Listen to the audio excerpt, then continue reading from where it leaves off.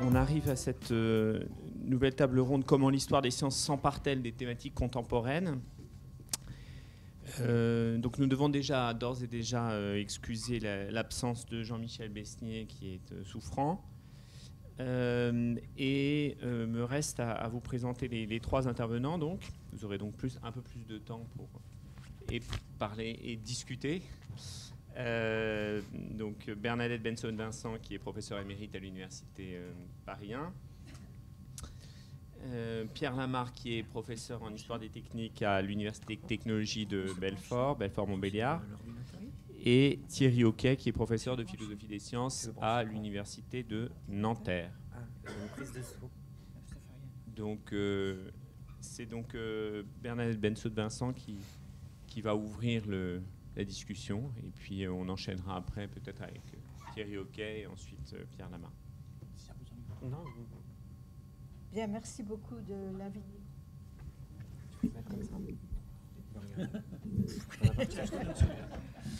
Merci beaucoup de cette invitation et c'est une rencontre presque, j'allais dire, familiale, puisque c'est un petit monde mais très accueillant. Comment l'histoire des sciences s'empare-t-elle? J'aime pas le mot s'emparer. Je pense que plutôt l'histoire des sciences se plie ou se suit. De toute manière, comme toute histoire, l'histoire des sciences s'écrit au présent. Et elle ne peut pas échapper au présent, comme le rappelait Lucien Febvre dans ses fameux combats pour l'histoire.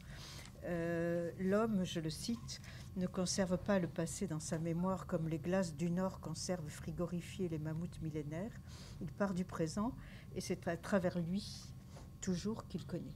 Donc comment on connaît à travers le présent et comment on interroge ou reconstruit le passé ou exhume le passé à travers le présent? Eh bien, je focaliserai aujourd'hui sur un aspect, puisqu'il s'agit des sciences, c'est l'évolution récente des sciences vers un nouveau régime de production de savoir, pour employer le jargon à la mode, qui est les technosciences. Bon, la question d'ailleurs, est-ce qu'il est nouveau? À mon avis, c'est une question qu'il faut poser.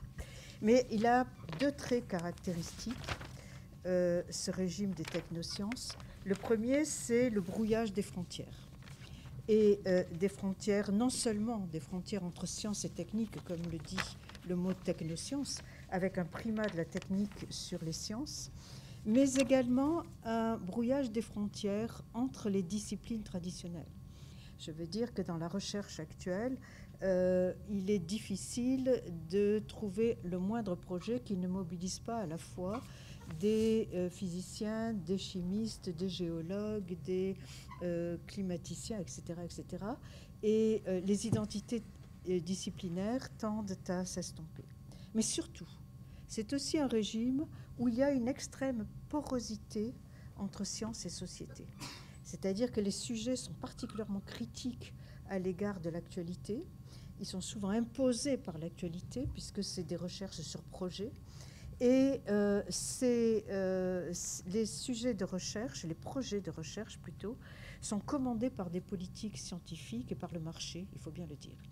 Donc il y a ce brouillage des frontières qui me paraît redessiner le champ du travail des historiens des sciences, puisqu'on écrit l'histoire au présent. Un deuxième trait qui est moins souvent pointé, c'est le focus sur les objets. Les technosciences ont complètement changé notre rapport aux objets. Je veux dire par là que dans les sciences traditionnelles, les sciences modernes, comme on disait, ou classiques, suivant qu'on est philosophe ou historien, l'objet est là, l'objet de laboratoire, il est là comme échantillon représentant d'un phénomène naturel. Il est témoin d'une loi naturelle. Alors que dans les technosciences, l'objet est là pour lui-même, il est intéressant pour lui-même, et il est traité comme une possible machine, un possible dispositif qui va faire quelque chose. Les atomes, les molécules, ne sont plus des témoins de la structure de la matière, par exemple. Non, ils sont là comme des nanomachines qui peuvent être mises au travail dans certaines conditions. Le gène n'est plus le secret de la vie.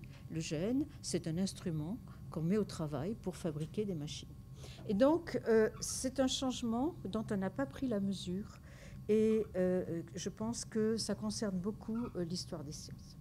Et ce changement dans l'évolution des sciences elles-mêmes, du monde, fait qu'il y a eu, au cours des 20 dernières années, une recomposition complète des courants dans l'histoire des sciences. J'ai moi-même été témoin de cette révolution dans les années 80, d'abord qui a fait voler en éclats la distinction entre science et société. La fameuse distinction qu'on nous apprenait, il y a l'histoire internaliste et puis l'histoire externaliste, et il y avait un partage. Le courant STS l'a complètement balayé, et il n'y a plus de frontières entre sciences techniques et société. Et ça, surtout, ça nous a libérés du découpage disciplinaire. Je veux dire que il y avait, et ça reste un problème à mon avis, il y avait des historiens de la biologie, des historiens de la physique, des historiens des mathématiques, il y a toujours, des historiens de la chimie, il y en a de moins en moins. Mais on était, finalement, les disciplines, on suivait notre objet. Or, j'ai vu apparaître dans les congrès d'histoire des sciences, des symposia plutôt, sciences et militaires, big science, histoire de la santé, histoire des musées et de la popularisation des sciences, histoire des instruments scientifiques, histoire environnementale, etc. C'est-à-dire qu'il y a eu une grande recomposition du champ qui est libéré des disciplines académiques traditionnelles, et j'en donnerai ici 2 exemples. Le premier exemple, c'est ce qu'on a appelé le material turn en histoire des sciences. Et c'est d'ailleurs le tournant de l'histoire discursive turn ou linguistic turn, qui portait son attention exclusivement aux théories et aux concepts, vers une attention aux objets et au matériel, aux conditions matérielles. La première chose, et là j'adhère tout à fait à ce qui a été dit, c'est l'inscription matérielle des résultats scientifiques qui a été décisive pour porter ce courant, notamment avec le concept de mobile immuable de Latour, qui montre que l'inscription des résultats scientifiques qui circulent sous diverses formes change complètement le type de rapport à la science. Et le fameux livre, un très beau livre que je recommande, de Jeff Bowker, Memory Practices in the Science, de MIT 2005, qui montre que les infrastructures qui permettent d'enregistrer les résultats de la science déterminent le type de récit qu'on va faire de la science.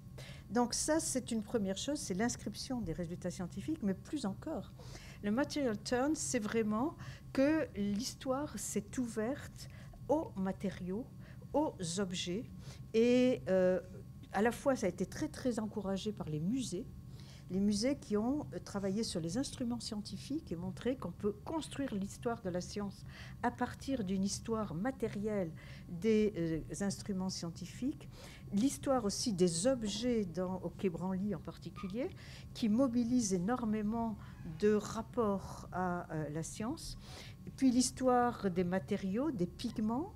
J'ai parlé ce matin des archéologues qui utilisent beaucoup ces matériaux. Aujourd'hui, l'histoire des molécules, l'histoire des éléments. On peut faire une histoire de notre civilisation à partir de l'histoire du carbone, du silicium, etc., etc. Et il est très important, me semble-t-il, de montrer combien les idées ne sont jamais indépendantes des matériaux et combien l'histoire des techniques se confond avec l'histoire des sciences. Le deuxième exemple, c'est l'histoire environnementale. L'histoire de la Terre fait irruption dans l'histoire des sociétés humaines. Et cette histoire, ça a complètement renouvelé l'histoire, qui a d'abord été focalisée sur le thème de l'effondrement des sociétés. L'histoire environnementale s'est d'abord consacrée avec Yaren Diamond, Collapse, How Societies Choose to Fail or Survive, en 2005, qui étudie comment les grands empires se sont effondrés. Il faut dire qu'on parle beaucoup de collapse en ce moment. et comment les grands empires se sont effondrés, non seulement à cause des facteurs sociaux traditionnels qu'on invoque, la pression des ennemis, l'effondrement de l'économie ou autre, mais à condition de changement climatique ou d'arrivée de la peste, des microbes, etc. C'est une relecture complète de l'histoire des sociétés. Et en histoire des sciences, ça donne de très très grandes choses. C'est-à-dire que cette histoire environnementale a été illustrée en France, et c'est un grand renouveau, par une histoire des risques en particulier, de montrer, c'est le cas de Jean-Baptiste Fressoz, l'Apocalypse joyeuse, qui est aussi sur le collapse d'une certaine façon. L'histoire des risques de la pollution montre que bien avant notre époque, on a été alerté à notre relation à l'environnement et qu'on a essayé de prendre des mesures, etc., qui ont été complètement écrasées, passées sous silence. On fait une excellente histoire et des sciences et de la société à partir de cette notion, où Thomas Leroux, le laboratoire des pollutions industrielles, en 2011. Donc, pour conclure très très vite, moi je suis très optimiste. Il y a une très large ouverture aujourd'hui de l'histoire des sciences grâce à cette recomposition du monde des sciences. C'est une très grande ouverture qui nous oblige, nous, à sortir de notre zone de confort. C'était bien quand on avait une formation de médecin et qu'on pouvait faire de l'histoire de la médecine, point, c'est tout. Maintenant, on est forcé à sortir de notre zone de confort. J'appelle ça de l'amateurisme obligé, parce qu'on est obligé d'aller au-delà de notre zone d'expertise, et tant mieux, parce que ça ouvre l'esprit. Mais en revanche, c'est assez dramatique pour les problèmes de recrutement et de carrière des jeunes. C'est-à-dire que tant que le recrutement professionnel, académique, reste un département de philo, un département de biologie, un de médecine, eh bien, les doctorants que j'ai formés, par exemple, ont beaucoup de mal à se caser parce qu'ils ont travaillé sur des sujets qui sont complètement transversaux et qu'ils n'appartiennent à aucune discipline. Et c'est un vrai problème qui appelle des réformes urgentes, je crois, du recrutement et de la position institutionnelle de l'histoire des sciences. Alors, je vous remercie.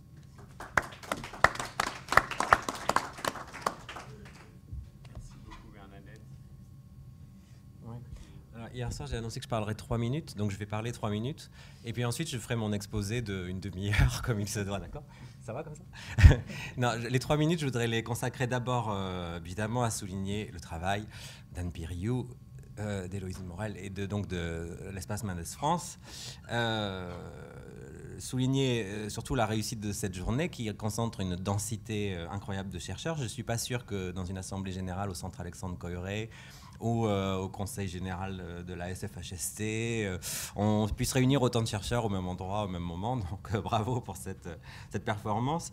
Et puis la deuxième partie de mes 3 minutes, je vais la consacrer à parler de Bernadette parce qu'elle a présenté sa compréhension du sujet en le mettant immédiatement un peu à distance, mais sur le mode de comment l'histoire des sciences s'empare des thématiques contemporaines, mais d'un point de vue très global et méta, en fait. Et elle n'a pas parlé de son travail personnel, ou seulement à travers la médiation de grandes tendances. Et je voudrais souligner ici la manière dont Bernadette Binsaud-Vincent s'est constamment renouvelée au cours de sa carrière. Et c'est précisément un très bon exemple de la manière dont l'histoire des sciences s'empare de thématiques contemporaines, puisque à partir, je fais ça à gros couteau, pardon, et sans doute en ratant des étapes, mais pour moi, c'est une carrière qui s'est déployée à partir du territoire de l'histoire de la chimie lavoisiérienne et dans le sillage ou dans le compagnonnage de Michel Serres, et qui ensuite a connu pour moi une grande mutation avec le travail sur les nanotechnologies, les nanoéthiques, et puis encore très récemment des travaux sur les plastiques, des travaux sur les formes multiples que prend le carbone. Et voilà, cette malléabilité du matériau intellectuel qu'est Bernadette a toujours été pour moi un grand sujet d'admiration, hein, au sens classique, hein, un grand étonnement. Comment est-ce que c'est possible de se renouveler à ce point ? Et d'admiration aussi au sens contemporain. Voilà, donc je voulais souligner ces aspects parce que vous avez donc sous les yeux, pour ceux qui ne la connaissent pas, très rare, mais il y en a peut-être, un bon exemple justement d'illustration vivante de la thématique qui est posée pour la table ronde. Voilà, j'ai fini mes 3 minutes, je fais ma petite... les 30 minutes. Mes 30 minutes maintenant. Pardon. Sous l'échantillon. Un très bon échantillon, merci. Alors, affichage, c'est ça. Alors, comment l'histoire des sciences s'empare-t-elle des thématiques contemporaines?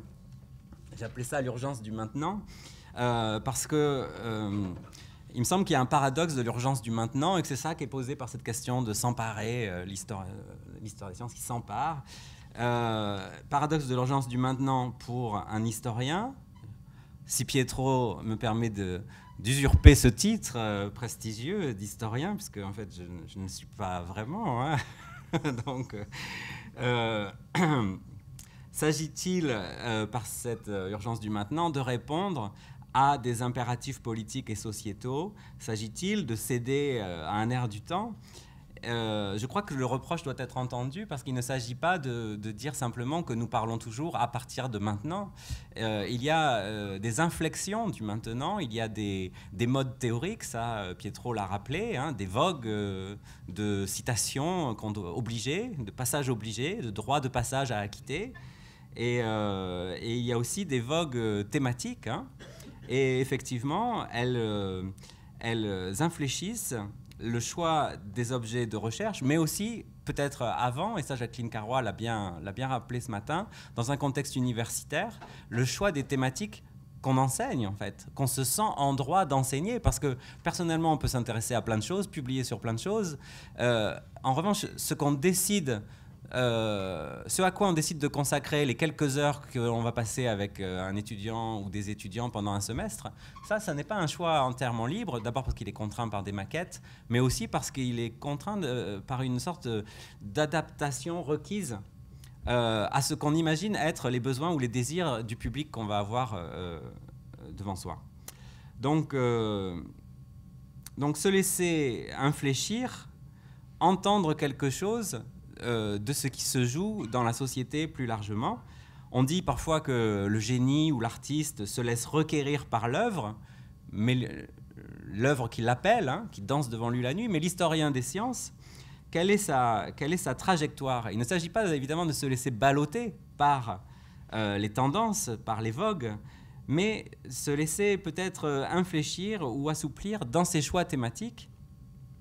Voilà quelque chose qui me semble devoir être interrogé et mis sur la table. Je vais juste l'illustrer par quelques exemples. D'abord, je voudrais rappeler, puisque j'ai mis mon badge rêvé, je voulais commencer par un rêve qui s'est produit il y a presque 400 ans, hein, le 10 novembre 1619. C'est un rêve d'un certain René D. Un soir de grand vent, il a 23 ans, il est en garnison à Ulm et il raconte qu'une nuit, donc cette nuit-là, il a fait plusieurs rêves, plein d'enthousiasme et il a découvert ou inventé les fondements merveilleux de la science.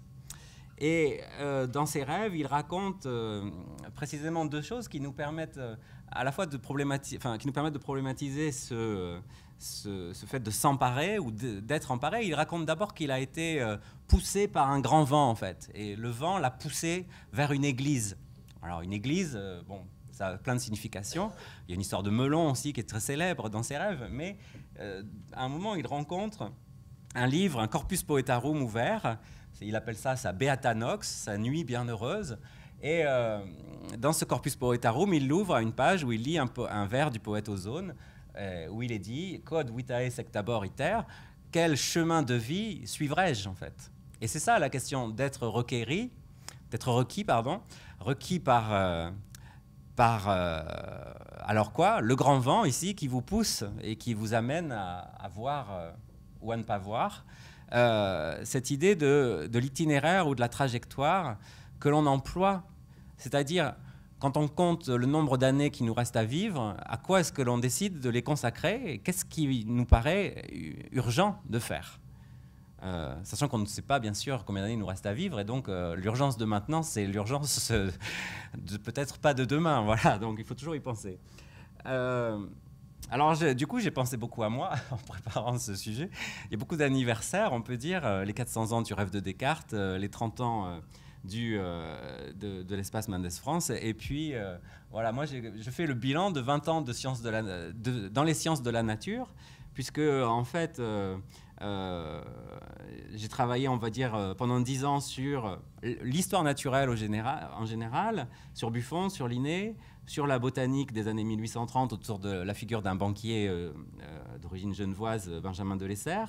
Et puis à partir de 2007, j'ai fait un tournant, on peut dire, c'est-à-dire j'ai pensé qu'il appartenait à mes fonctions de ne pas rester cantonné dans le XVIIIe siècle, mais puisque j'avais un poste d'histoire et philosophie des sciences dans une faculté de philosophie, d'élargir ma compréhension de ce qu'étaient les sciences. Et c'est cette mise en route un peu, c'est pour ça que je parlais du grand vent qui vous pousse. On est agi par un ensemble de situations institutionnelles qui vous invitent à prendre des décisions, à faire des choix. C'est à ce moment-là que j'ai décidé de m'intéresser à la théorie de l'évolution, à Darwin, et à l'histoire du concept de sexe et de sélection sexuelle. Donc voilà, je me suis arrêté ici en 2018, comme si j'étais mort, mais disons comme si l'année qui s'ouvre n'était pas encore écrite, voilà en tout cas. Et donc j'ai été surpris, voilà, je retrace ce parcours parce que voilà sur quoi j'ai travaillé pendant 20 ans, vous voyez, les sciences de la nature, 17e, 18e, 19e, 20e, et à aucun moment, dans ces 20 ans, je me suis posé la question de qu'est-ce que la nature et qu'est-ce qu'on doit faire pour la nature. Donc voilà un exemple d'être requis, c'est-à-dire pendant que d'autres, donc Matagne et d'autres, consacraient leur pensée à l'écologie, à l'histoire des sciences de l'environnement, mais déjà avec un enjeu éthique, il y a, ou social en tout cas.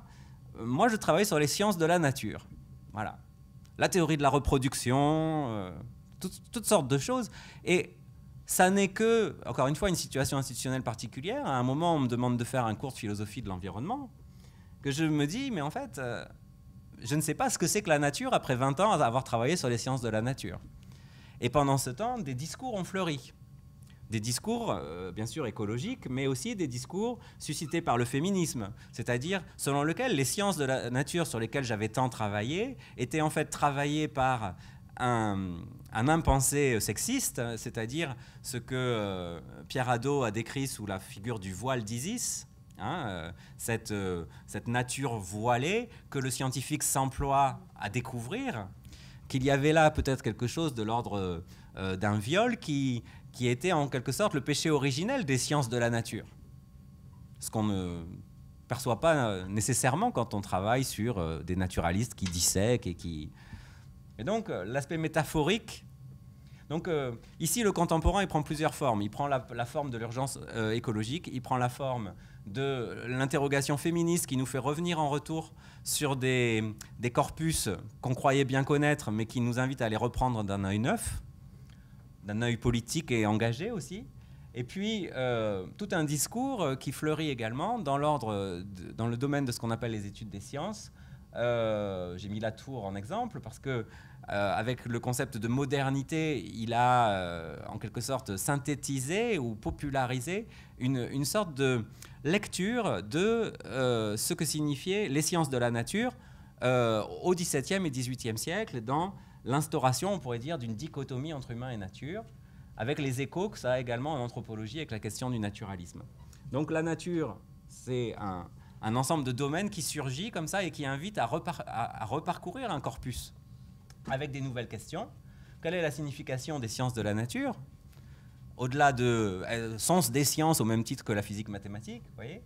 Quelle est la signification de cette modernité ? C'est-à-dire qu'est-ce qui se joue réellement au XVIIe, XVIIIe siècle en termes de destinée, en quelque sorte. C'est ça qui nous est demandé. Ce n'est pas juste de savoir si les cartésiens et les newtoniens étaient en rivalité. C'est de comprendre ce qui se joue dans les visions de la nature qui étaient déployées par ces auteurs. Quelle est l'histoire du concept de nature ? Quelles sont les conceptions extra-européennes de la nature? Existe-t-il quelque chose comme un naturalisme européen, ce dont parlent les anthropologues? Et ce naturalisme éventuel a-t-il une spécificité? Évidemment, sur toutes ces questions, ce sont des invitations à reparcourir des corpus. Voilà, moi j'ai des opinions en fait, j'ai des idées, j'ai des pistes à suivre. Mais ce qui m'intéresse, c'est comment le maintenant vous invite à répondre à des questions que vous ne vous étiez pas nécessairement posées. Alors, je donne juste 2 autres exemples de cette exigence, de cet impératif de repenser. Le concept de sexe, qui a pour moi été très important, au sens où, effectivement, travailler sur la reproduction, c'est très intéressant, mais voir comment le masculin et le féminin, le mâle et la femelle sont convoqués, expliqués, déployés, réalisés, matérialisés dans des théories de la génération, c'est très intéressant également, et ça implique, si vous voulez, une réflexion sur voilà, un au-delà de la bicatégorisation sexuelle. Huxley, ça va plaire peut-être à Pietro, sans doute, je pense, qui connaît ce passage. Huxley parlait toujours de Darwin comme cet éternel hermaphrodite, en fait, parce pas que Darwin lui-même était hermaphrodite, mais il avait un intérêt pour les modes de reproduction hermaphrodites. Alors, comment a été pensée cette différence des sexes au fil des âges, selon des modèles théoriques différents, humoraux, hormonaux, génétiques? S'agit-il ici, dans la différence des sexes, de nature, ou s'agit-il de naturalisation, c'est-à-dire de processus par lesquels on raconte une certaine manière de comprendre la nature? Et ici, on revient sur ce qu'on évoquait ce matin, après la conférence de Raphaël Mandresi, à savoir la question du relativisme, qui était aussi l'objet de la première table ronde de la journée, enfin, un des échos, cette question du relativisme liée à la pratique historique. C'est-à-dire, si on dit, en fait, ce qu'on appelle la différence des sexes constitue en fait une succession de discours historiquement situés et de modèles épistémiques dépendants d'un certain état, de la société, de la culture et de la technique, on ne parle plus de nature, on parle de différentes manières de naturaliser, c'est-à-dire de raconter ce qu'on pose comme la nature n'étant plus un concept physique, mais un concept moral, c'est-à-dire une sorte de devoir-être et d'impératif qui se fait passer pour naturel, c'est-à-dire réel. Et enfin, dernier point, le concept de cyborg, je pensais que ça ferait aussi la transition avec l'intervention de notre ami Beignet qui n'est pas là. C'est-à-dire, comment est-ce qu'on pense la place de la technique dans notre monde? C'est-à-dire, c'était aussi pour dire histoire et philosophie des sciences et des techniques, c'est toujours quelque chose d'important pour nous. Comment penser le phénomène technique, dans la mesure où les préhistoriens vont nous dire que le phénomène technique accompagne l'humanité depuis toujours, si on ne dit pas que le phénomène technique a constitué l'humanité, mais en tout cas qu'il l'a accompagné, qu'il a coévolué avec l'humanité, et en même temps essayer de saisir ce qu'il y a de spécifique dans les formes contemporaines de la technique, c'est-à-dire à la fois penser la continuité de certains modes d'existence et les transformations radicales qui peuvent se jouer sous nos yeux, et que l'historien, s'il se borne simplement à dire la technique a toujours été là avec l'humain, pourrait, disons, la continuité, le sentiment de temps long et de continuité pourrait conduire à rater finalement la spécificité et les ruptures en fait qui pourraient s'engager dans les modes contemporains de la technique. Voilà, donc cette urgence du maintenant, par un retour facile, je dirais que c'est une urgence pour demain. Le paradoxe de l'histoire des sciences, c'est précisément de montrer la nécessité de se tourner vers hier pour répondre aux inquiétudes d'aujourd'hui et de demain. Alors pourquoi se tourner vers hier ? Peut-être parfois pour décaler le problème, pour le reformuler, peut-être parfois pour, au contraire, noter des rapprochements. Hein. Ce matin, vous évoquiez comment la situation de Vichy sur laquelle vous travaillez résonnait étrangement parfois avec certains phénomènes que vous observiez aujourd'hui, même si vous vous avez la lucidité de percevoir les décalages quand même. Hein.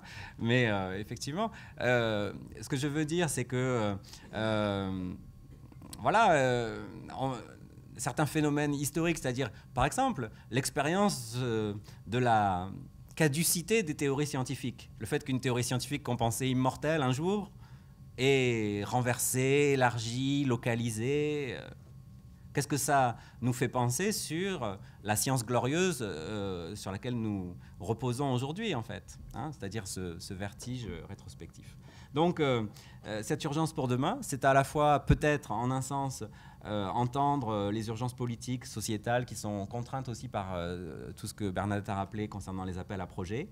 Mais c'est aussi, je pense, pour ne pas se nier en tant qu'historien, c'est aussi l'urgence d'un pas de côté, d'un retour réflexif, c'est-à-dire d'une analyse qui va, plutôt que répondre à la question, toujours la dissoudre, la reformuler et tenter d'en préciser les termes. Voilà, merci.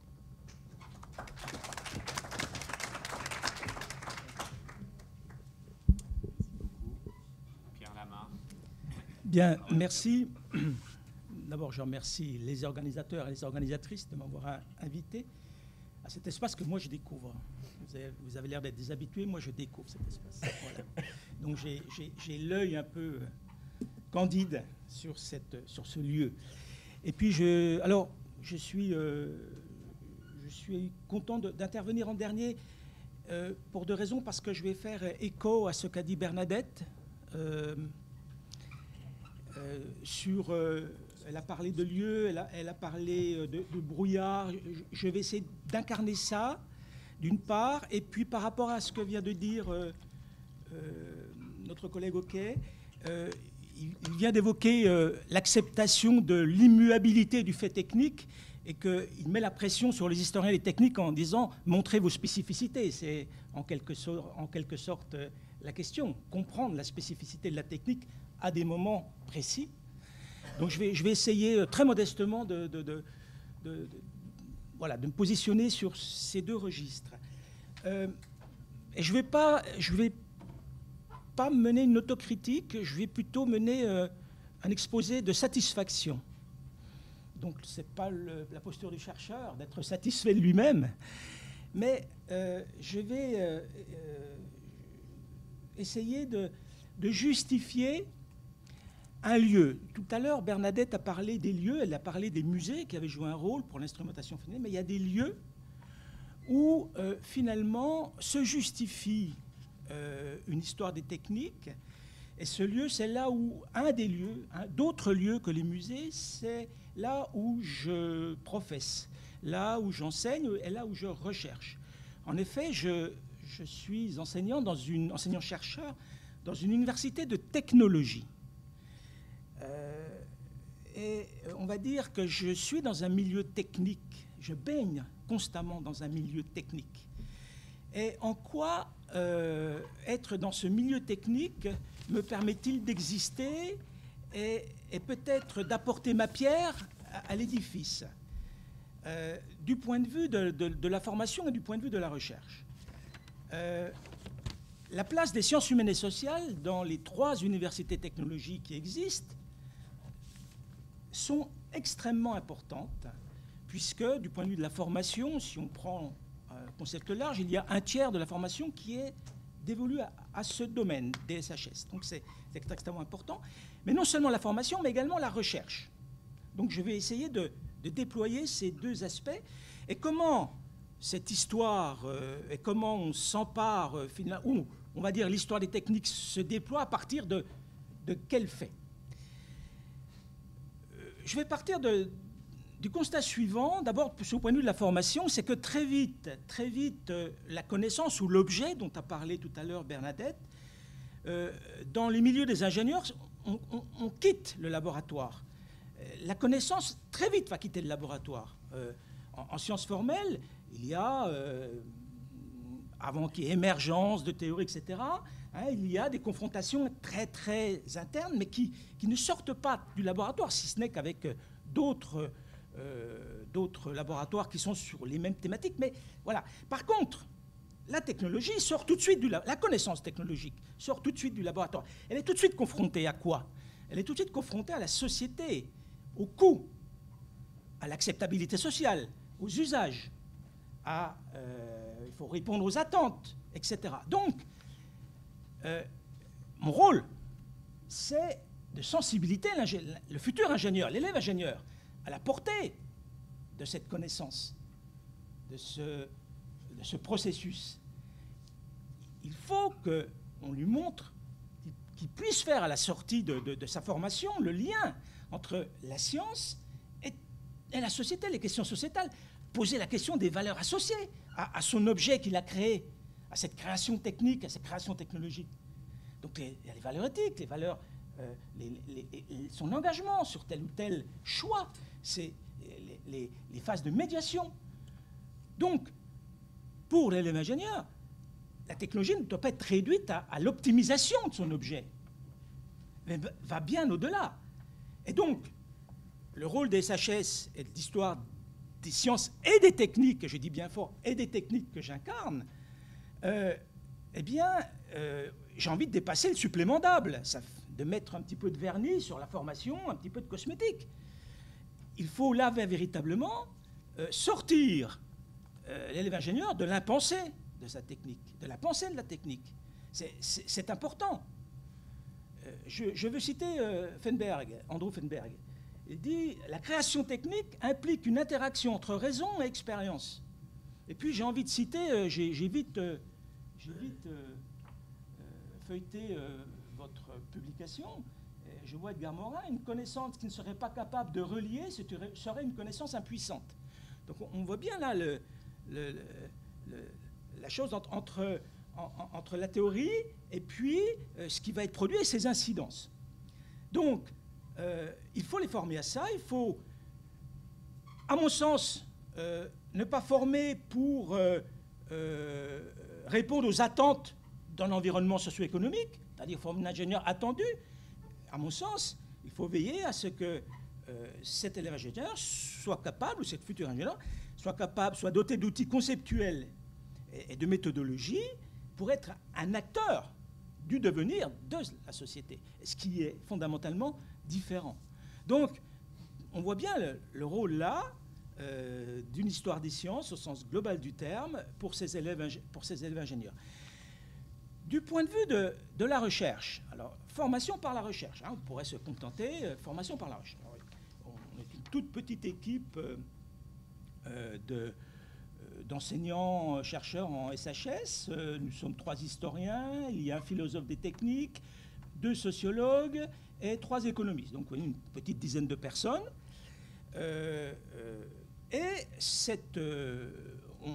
On entre dans la recherche justement parce que disait Bernadette tout à l'heure, on s'intéresse de manière pluridisciplinaire à l'intérieur de SHS au même objet. C'est l'objet technique.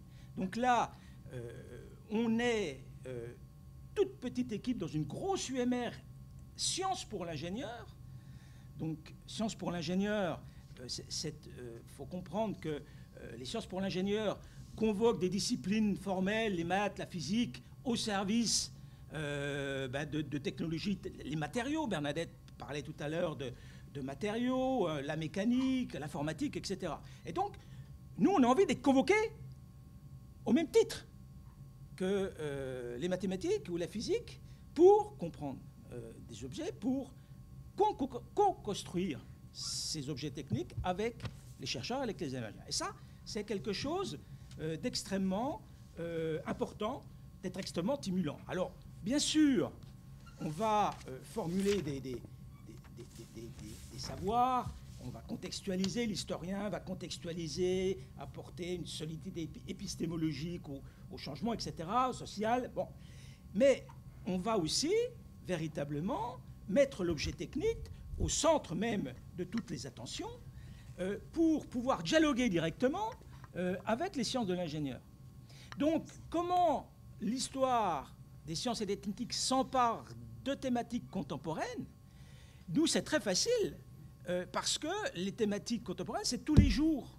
Parce que sort des laboratoires de cette fameuse UMR, CNRS, SPI, Sciences pour l'ingénieur, il sort des objets techniques qui ont vocation à se déployer dans la société, à trouver, donc à être, on va dire, aux prémices de l'innovation. Hein, donc, voilà. Et comment on fait?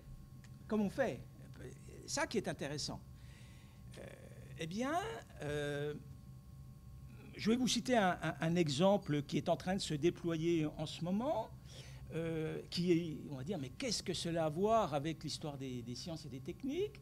J'ai une petite équipe qui travaille sur un projet, donc Interreg, c'est un projet entre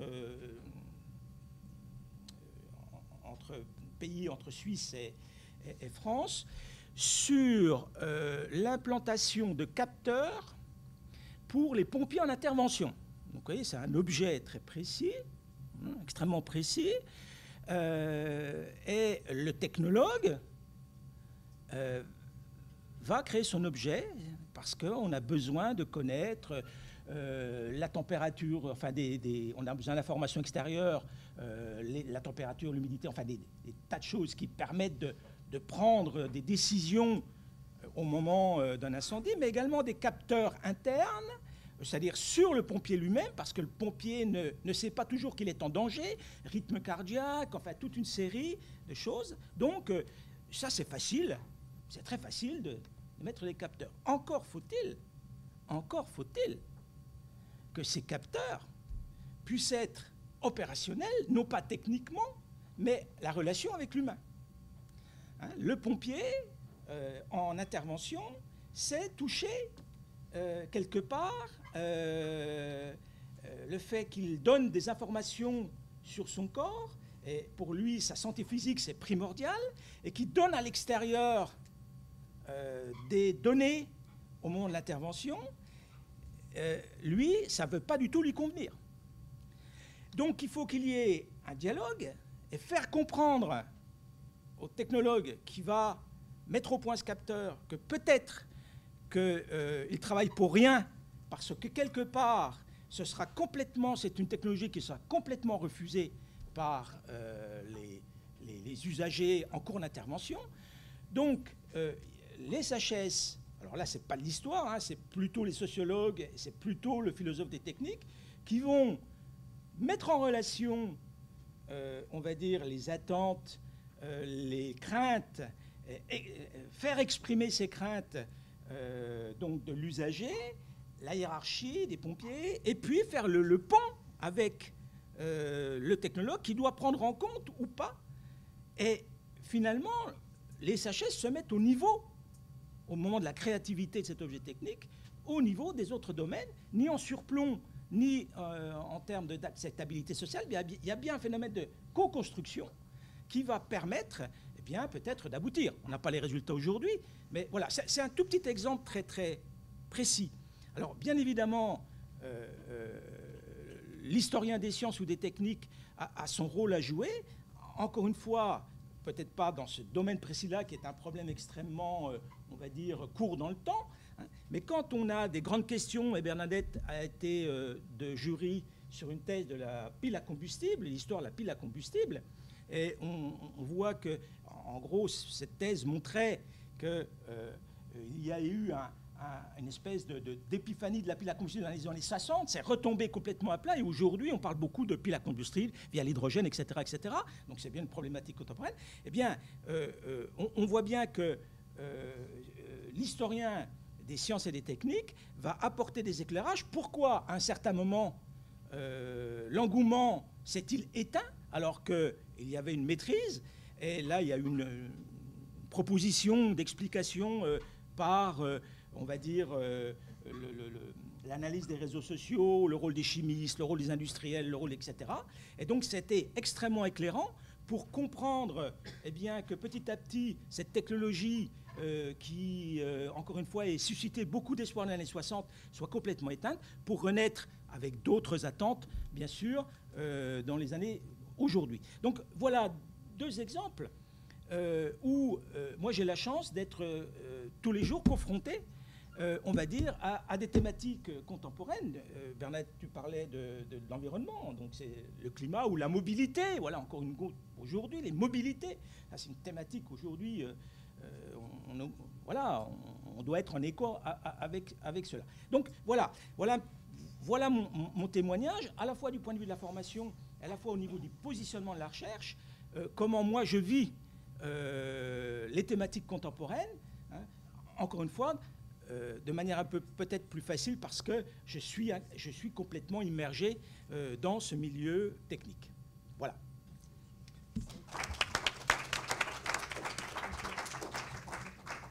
Alors, Bernadette, tu veux réagir?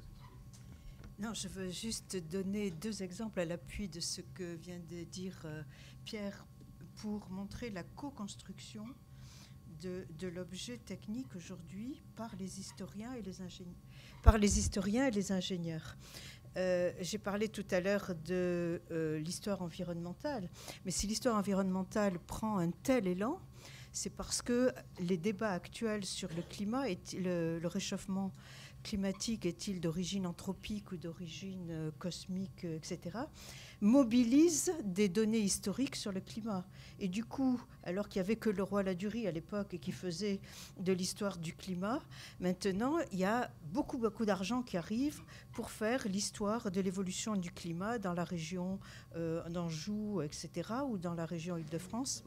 Donc, il y a une vraie co-construction de l'objet climat. Et symétriquement, je parlais de l'histoire des matériaux. Un autre exemple, c'est que un des gros problèmes aujourd'hui dans l'innovation en matériaux, c'est la question du vieillissement des matériaux. Et donc, on convoque les historiens et les archéologues pour essayer de voir comment les Romains s'y sont pris pour faire des ciments qui résistent pendant 2000 ans, alors que les ciments actuels, les ciments et les bétons qu'on fait, ne résistent pas plus de 50 ans. Donc on voit comment l'historien est convoqué même pour l'innovation. Dans les 2 cas, c'est vraiment une co-construction. 2 thèses viennent d'être soutenues dans les derniers mois. On parlait du climat, sur les éoliennes, sur les aérogénérateurs, et qui montrent ô combien que ces éoliennes, certaines, il y avait même au Danemark, si je me souviens bien, et même au Danemark, donc au début du XXe siècle, des éoliennes qui étaient capables de fournir en électricité de manière autonome des régions proches des campagnes. Donc ça voulait dire quoi? Ça veut dire que quelque part, cette autonomie, cette production autonome sur laquelle on revient aujourd'hui, était déjà maîtrisée du point de vue du développement durable, puisqu'on servait du vent. Hein, pour fournir en électricité 2 petits villages, etc. Donc voilà, donc l'histoire des techniques montre aussi qu'on a peut-être à lire dans le passé et prendre des connaissances du passé pour les reporter de manière un peu plus contemporaine. Et ce que tu disais sur le ciment, aujourd'hui on sait qu'on a besoin, EDF a besoin par exemple de savoir le vieillissement des sols de ciment sur les poteaux pour pouvoir projeter une maintenance, etc. etc. Et voilà, et donc c'est aussi vrai dans la métallurgie, etc. Voilà. Merci beaucoup. Bon, je crois que tous les 3, vous avez, si je ne m'abuse, insisté sur l'accueil positif qu'il faut avoir à l'égard de l'actualité, des thématiques contemporaines et du rôle que peut avoir, vous avez insisté aussi sur la construction, c'est-à-dire sur le fait que l'historien des sciences et des techniques a à travailler avec celui qui fait les maquettes d'enseignement, à travailler avec l'ingénieur ou le climatologue. Donc je pense que là, ça ouvre pas mal de questions par rapport à la redéfinition des rôles, pas seulement vous avez insisté sur les objets, le type d'objet qui change, etc., mais aussi par rapport au rôle. Voilà, je pense que ça peut susciter des questions dans la salle. Là, effectivement, moi, par exemple, j'ai souligné les points sur lesquels je trouvais que c'était intéressant de le suivre. Je n'ai pas indiqué ceux pour lesquels ça ne m'intéressait pas de le suivre. Par exemple, justement, moi, on pourrait dire que j'ai travaillé aussi pendant 20 ans sur la question animale. Et la dernière fois que j'ai fait un cours sur l'animal en licence, j'avais que des questions sur le végétarisme, etc. Et j'ai arrêté de faire ce cours, en fait. Parce que ce qui m'intéressait en revisitant l'histoire de la métaphysique de l'animal, c'était pas uniquement de savoir si on avait le droit de les manger ou pas, quoi. Il y a autre chose qui se joue dans le rapport à l'animal. Et n'étant pas en posture de faire passer ce message, parce que la seule réponse qui compte, c'est est-ce qu'on a le droit de les manger ou pas, j'ai préféré arrêter ce cours. Donc maintenant, je parle de Dieu à la place. Est-ce qu'on peut manger Dieu? Alors, dans la transsubstantiation, oui. mais s'il n'y a pas de questions tout de suite, j'aimerais revenir en étant peut-être un petit...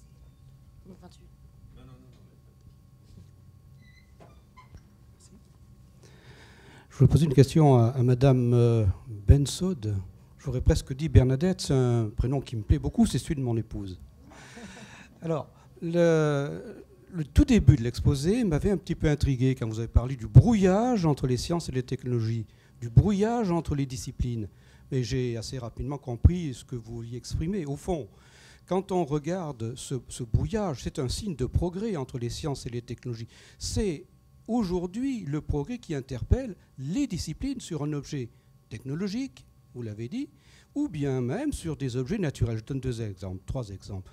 Les instabilités de combustion dans les moteurs fusées, ça c'est un bel objet technologique, mais là on a besoin de mécaniciens des fluides réactifs, de spécialistes des matériaux. C'est vraiment quelque chose qui est pluridisciplinaire et on a à gagner en connaissances réciproques entre les mécaniciens des fluides, les thermiciens et les spécialistes de la réaction.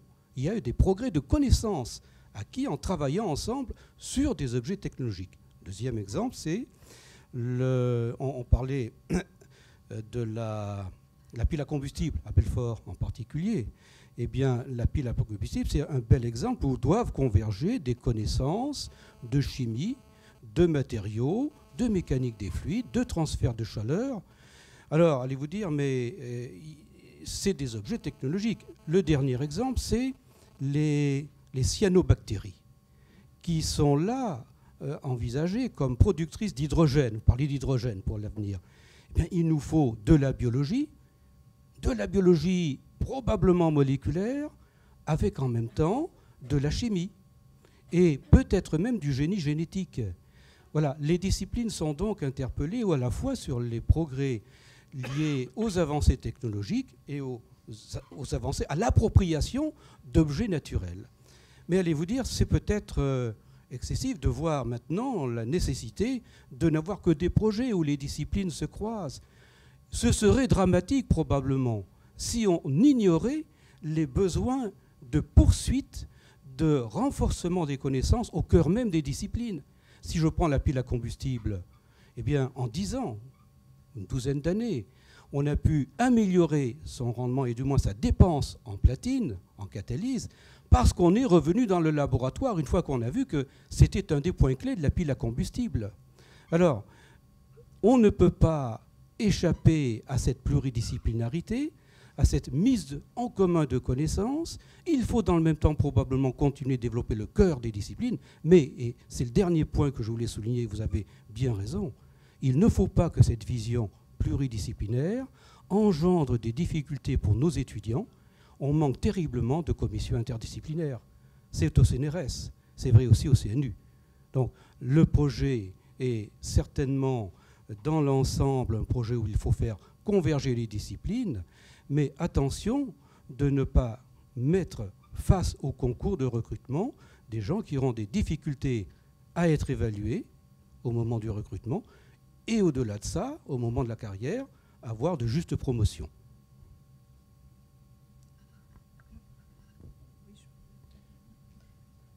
Je veux répondre oui, juste vers un mot à propos de l'interdisciplinarité qui est forcée et obligée en histoire des sciences.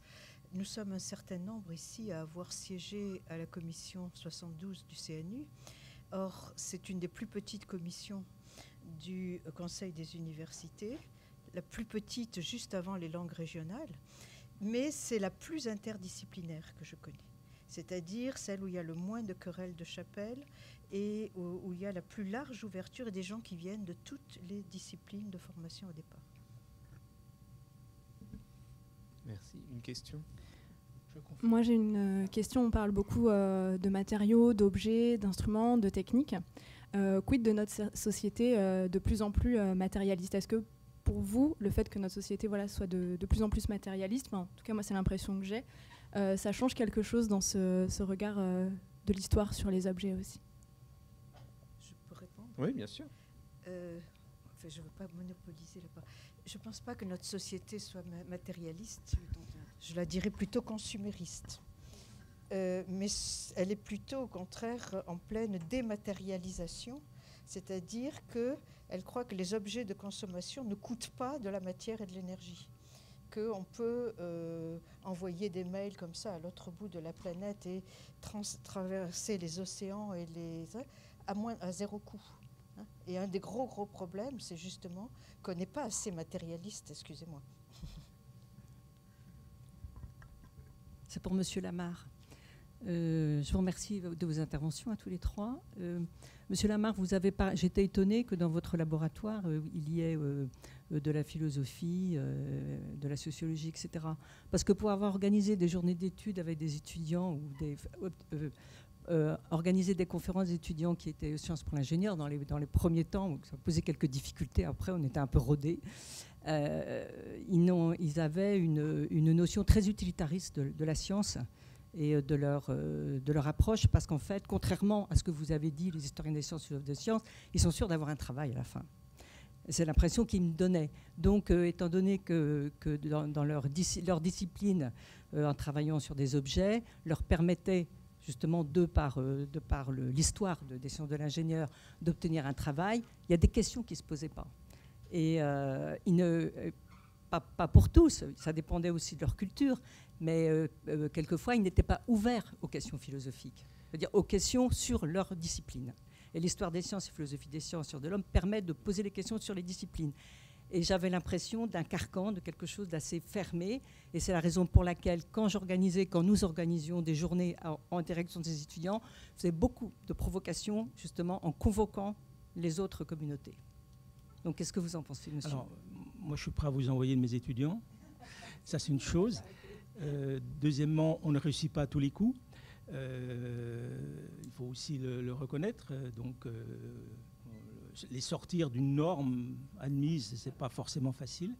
Mais je voudrais quand même signaler que les 3 universités technologiques, il y a d'autres endroits en France, mais les 3 universités ont formé un groupement d'intérêt scientifique qui s'appelle le GIS-UT-SH, donc en unité technologique pour les sciences humaines et sociales en milieu technique. Et donc les 3 établissements donc, travaillent sur des thématiques communes, justement pour entretenir cette dimension-là, et puis pour la faire savoir. Donc aujourd'hui, ce petit GIS est en train de s'ouvrir, et il y a un colloque à Cerisy qui va avoir lieu donc au mois de juin, qui va essayer d'agréger d'autres on va dire d'autres collègues et d'autres courants sur ces grands objectifs-là. Voilà, juste pour vous dire que le challenge n'est pas facile. J'ai surtout pas dit qu'on réussissait, mais il y a quand même de beaux cas qui peuvent émerger. Voilà. Juste une dernière question par rapport à ce que vous avez dit sur les transversalités, les coopérations, etc., au risque d'être un peu provocateur, parce que la notion de co-construction me paraît être très horizontale. Et il me semble que malgré tout, nous sommes dans des rapports aussi de pouvoir, aussi de verticalité, et aussi de rapports de force importants. Au risque de paraître peut-être paléo-marxiste, dirait Pietro, il me semble que sur ces enjeux... Pas pour moi, et donc je me dis comment, je comprends à la fois l'intérêt, le caractère stimulant, etc., mais comment se gère aussi ce rapport-là? Oui, je vais répondre. Vas-y, non. Alors, simplement par rapport à cette question. Finalement, c'est une question qui m'interpelle aujourd'hui, c'est la notion de démocratie technique. C'est-à-dire, c'est une notion qui aujourd'hui, on la voit commencer à émerger, commencer à être travaillée, etc. Donc, on n'était pas les premiers, il y en a... Mais voilà, c'est une question de démocratie. Alors, c'est le rôle par rapport au pouvoir. C'est vrai que l'ingénieur a une commande. C'est vrai ce que tu disais, Bernadette. C'est le marché, il y a le marché de l'ANR, puis il y a le marché de la commande technologique. Donc on va tout à fait dans ce sens-là. Alors le phénomène de la construction, je pense qu'on est aujourd'hui plutôt dans une prise de conscience qu'il y a des paramètres qui, plus ou moins implicites, qui vont modifier les trajectoires d'objets techniques. Et donc, c'est finalement, quelque part renier cette question du pouvoir. Mais c'est progressif. On est dans cette prise de conscience-là. Je crois qu'aujourd'hui, on demande de plus en plus de démocratie citoyenne, que l'expert est de plus en plus obligé de se confronter à la perception des publics pour pouvoir rendre, etc. Donc, je ne suis pas aussi pessimiste que vous par rapport à ça. Je crois que petit à petit, cette question le pouvoir cède par la force des choses, par ce qui se passe aujourd'hui dans notre société. C'est-à-dire cette demande de mieux comprendre, cette demande d'intervention, cette demande qui est aujourd'hui un peu plus conscientisée et acceptée finalement. Voilà. Je pensais à ça notamment par rapport à cette question des ciments que je trouvais intéressante, à laquelle on pourrait aussi objecter l'obsolescence programmée. Oui, exactement, mais je pense que l'obsolescence programmée, c'est un mythe. J'ai justement une thèse qui se termine là-dessus. Enfin, pas moi, hein, une de mes étudiantes qui fait une thèse là-dessus. Elle a commencé une nouvelle thèse. Non, l'obsolescence programmée est un mythe. L'obsolescence elle est acceptée depuis le XVIIIe siècle. Elle est pensée, assumée, et justement, là, on n'a pas un objet jetable, mais quand on fait fonctionner toute l'économie sur la base de l'obsolescence. Et là, c'est une des alertes précisément qu'il faut lancer quand on est historien des sciences. C'est un mythe qu'elle est intentionnelle et qu'il y a des méchants qui le font. Voilà. C'est ça qui est le mythe, c'est que c'est une pratique non dissimulée qu'on fait pour renouveler. C'est ça qui est un mythe. Mais elle est effectivement programmée parce qu'elle est inscrite dans tout le capitalisme. Le capitalisme ne fonctionne que parce que les machines ne fonctionnent pas longtemps. Mais non, ce qui est un mythe, c'est de croire qu'il y a une conspiration de méchants qui le font par derrière. C'est ça. Oui, non, elle est faite de manière consciente, assumée et publique. C'est ça que je veux dire. C'est une nécessité de l'économie. Voilà. Ils l'ont objectivement caché.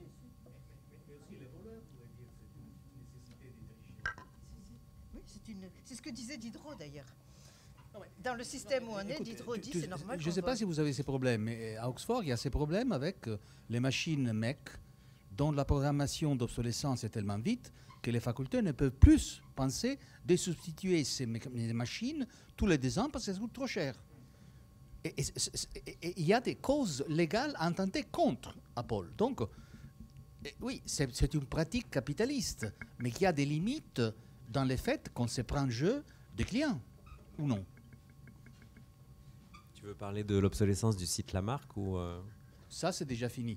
Je veux dire, les ordinateurs qui ont une programmation de plus en plus rapide. Et ça, c'est contre les contrats de vente. Donc, il y a des cas légaux. Non, peut-être nous parlons en cross-purposes, je ne sais pas. Mais je trouve difficile d'appeler ça mythe. Non, ce qui est un mythe, c'est que ça serait une pratique cachée.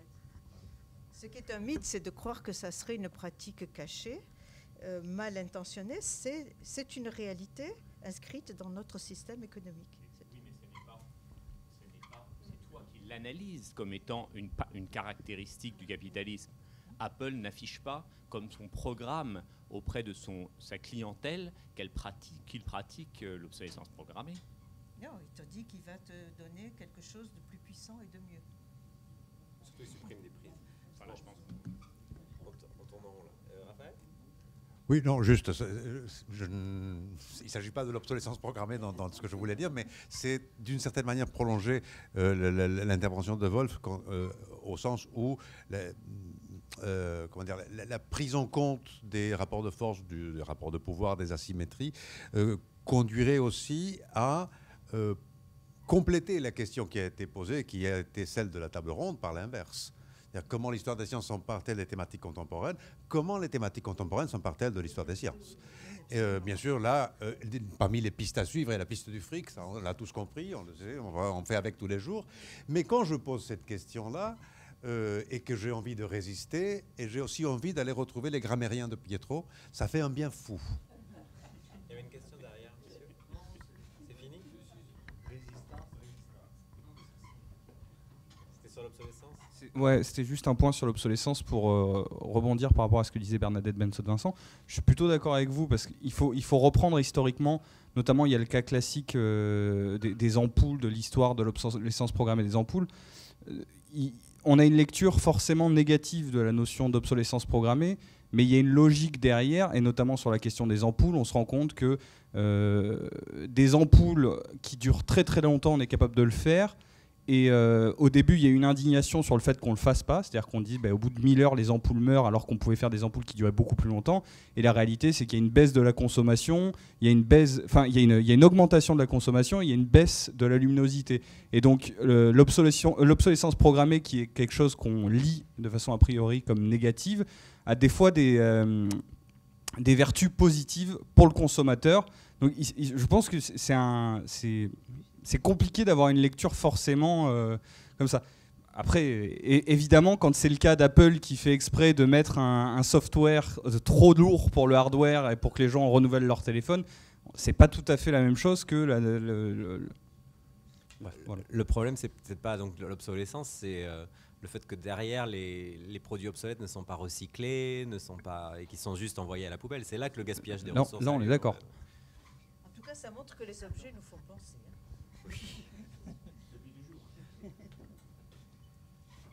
Merci beaucoup. Donc, il est temps de faire une pause, hein, c'est ça ?